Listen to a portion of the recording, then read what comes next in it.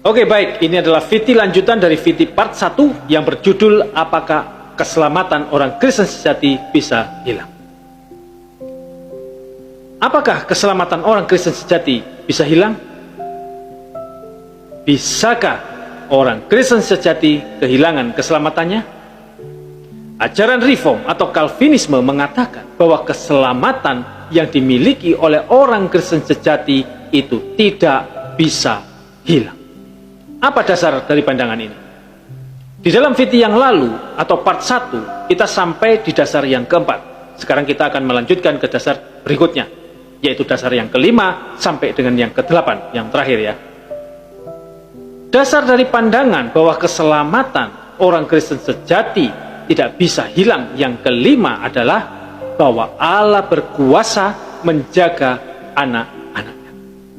Yohanes 10 ayat 27 sampai 29 dikatakan di sana, domba-dombaku mendengarkan suaraku dan aku mengenal mereka dan mereka mengikut aku dan aku memberikan hidup yang kekal kepada mereka dan mereka pasti tidak akan binasa sampai selama-lamanya dan seorang pun tidak akan merebut mereka dari tanganku. Bapakku yang memberikan mereka kepadaku lebih besar dari siapapun dan seorang pun tidak dapat merebut mereka dari tangan Bapa. Mengapa dalam ayat ini Yesus menjamin bahwa mereka pasti tidak akan binasa selama-lamanya? Karena orang percaya ada di dalam tangan Yesus yang maha kuasa, sehingga tidak ada yang bisa merebut dari tangannya. Dan seakan-akan itu belum cukup, dia menambahkan lagi tangan Bapa, pencipta langit dan bumi. Dengan dua tangan yang maha kuasa seperti itu menggenggam kita, maka tidak seorang pun, termasuk setan ya, bisa merebut kita dari tangan mereka. Selain itu, bagian ini ada dalam konteks yang menunjukkan Yesus sebagai gembala yang baik. Coba lihat Yohanes 10 ayat yang ke-11. Firman Tuhan berkata, akulah gembala yang baik. Gembala yang baik memberikan nyawanya bagi domba-domba. Kalau ada domba yang sampai hilang, maka yang salah adalah gembalanya.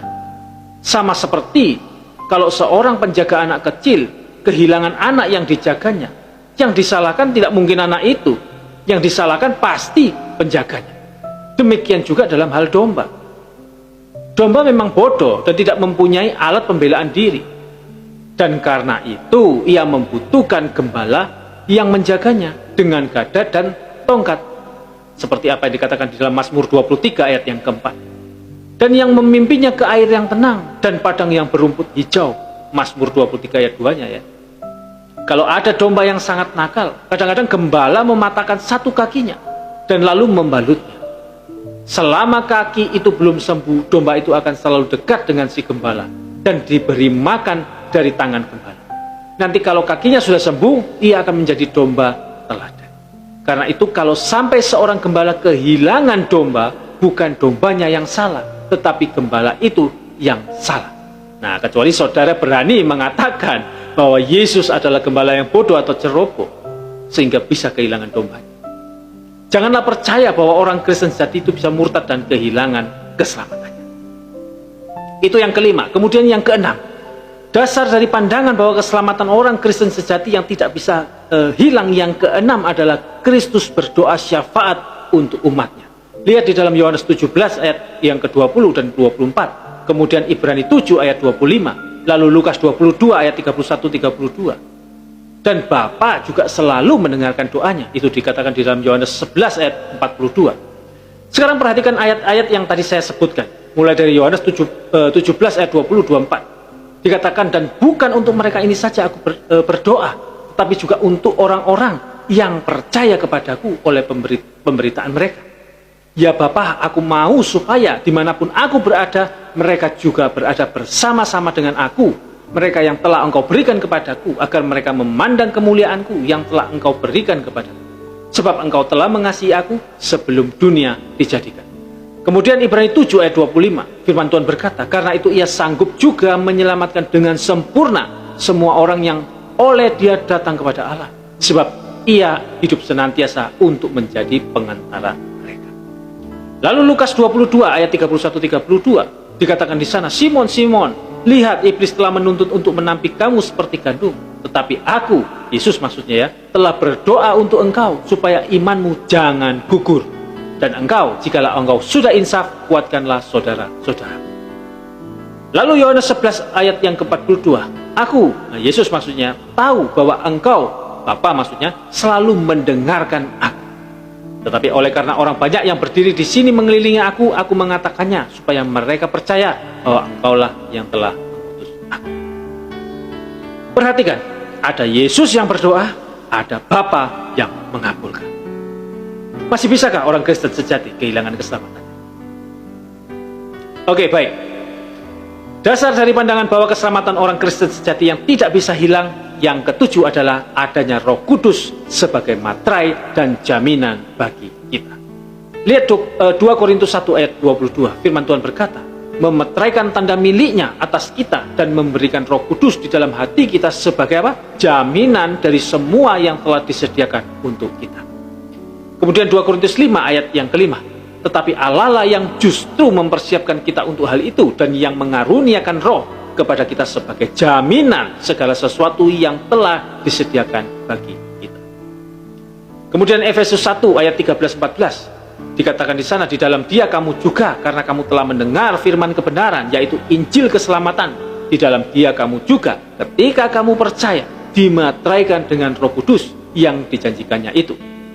Dan Roh Kudus itu adalah jaminan bagian kita sampai kita memperoleh seluruhnya, yaitu penebusan yang menjadikan kita milik Allah untuk memuji kemuliaannya. Amin. Salah satu fungsi dari materai itu adalah menjamin keamanan. Dan jaminan bisa diartikan sebagai uang muka atau tanggungan. Kalau Roh Kudus menjadi materai dan jaminan, maka itu memastikan bahwa keselamatan kita tidak bisa hilang. Oke, itu yang ketujuh. Kemudian yang kedelapan, yang terakhir, dasar dari pandangan bahwa keselamatan orang Kristen jadi tidak bisa hilang, yang kedelapan adalah janji-janji Allah, baik itu di dalam perjanjian lama maupun dalam perjanjian baru. Seperti di dalam 1 Samuel 12 ayat ke-22, lalu Mazmur 89 ayat 30-38, kemudian Yesaya 43 ayat 1-5. Dan kalau di dalam perjanjian baru, ada di dalam Matius 12 ayat yang ke-20, lalu Matius 24 ayat 22-24, Yohanes 4, 13-14, kemudian Yohanes 6 ayat 39-40. Dan masih banyak ayat-ayat lain di dalam perjanjian baru ataupun perjanjian lama yang mendukung atau menunjukkan bahwa keselamatan daripada orang Kristen sejati itu tidak bisa hilang.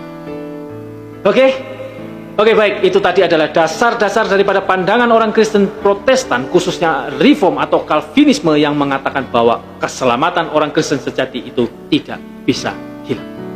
Jika saya ditanya, apakah orang Kristen bisa kehilangan keselamatan? Maka saya mempercayai ajaran Reform atau Calvinisme yang mengatakan bahwa keselamatan itu tidak bisa hilang. Kiranya dapat dipahami dan menjadi pencerahan bagi kita semua. Amin.